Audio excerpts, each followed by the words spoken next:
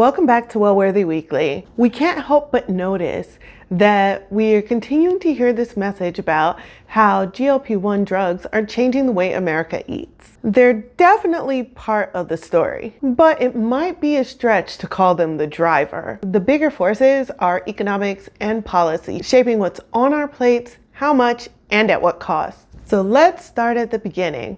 How much is on our plates? Portion sizes didn't just expand overnight. They grew steadily from the 1970s onward. This was driven by value meal marketing, commodity economics, and competition for the perceived bang for your buck, or value, as it was described when it came to food. By the 2000s, many restaurant portions were 2 to 3 times larger than the norm 50 years ago. And today, food prepared away from home now not only accounts for a larger share of calories, but it often exceeds dietary guidance. So with all that being said, is there anything changing now? And if there is, what's really changing and why is it changing? To start, GLP-1s are super visible right now. Everybody's talking about them in the media, but they're not universal or as widely used as the media would have you think.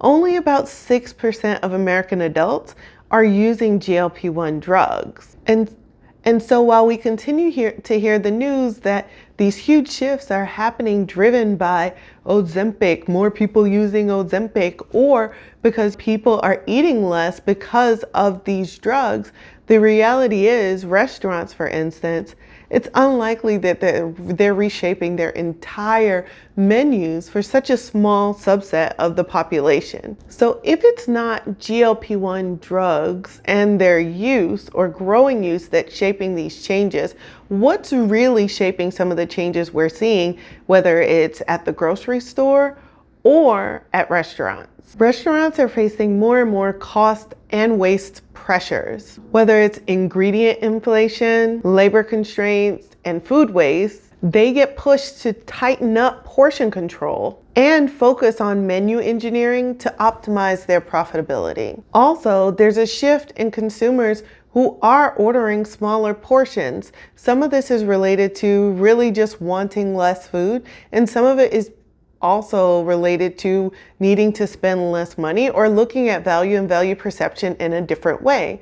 For instance, 44% of adults report ordering kids' meals. And this is really a signal that diners want smaller and cheaper options. The third is brand positioning. In a tight market, restaurants are looking for ways to differentiate themselves. So offering things like mini portions or share at the table options give them a new way to differentiate themselves from their competitors. Even the term wellness portions, if you will.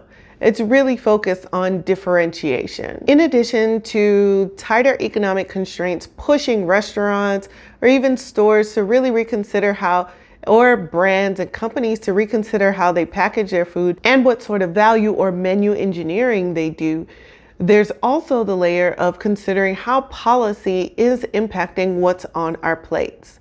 And this is starting to play out more and more, but there are a few big stories that have recently come out that will influence how food shows up on our plates and what food shows up on our plates. California's new plan to phase out certain ultra-processed foods in schools signals system-level change in public food environments. Pair this with things like the produce matching programs we talked about in prior roundups, and a shift in focus towards more local procurement, and you get a preview of how policy can nudge our culture towards more quality over quantity. So while media often credits GLP-1s for everything, but the portion reset that we're seeing is tied to decades-long trends and the current need for economic survival. As Forbes put it in a recent commentary, focusing arguments on body size misses the one lever that reliably works at scale.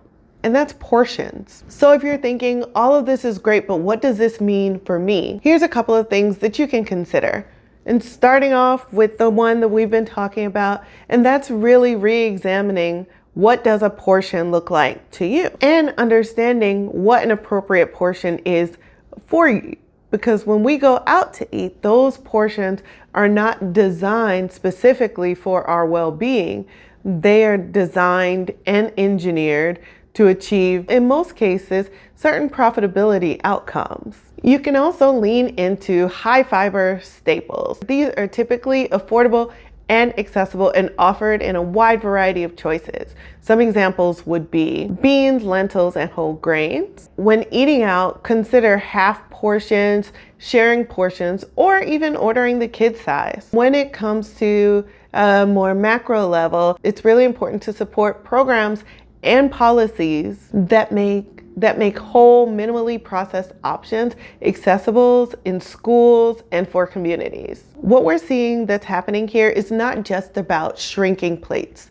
It's about resetting norms. Economics, policy, and culture are aligning, albeit perhaps chaotically right now, to make room for a more balanced, fairer food system. And that's the real story behind this week's headlines.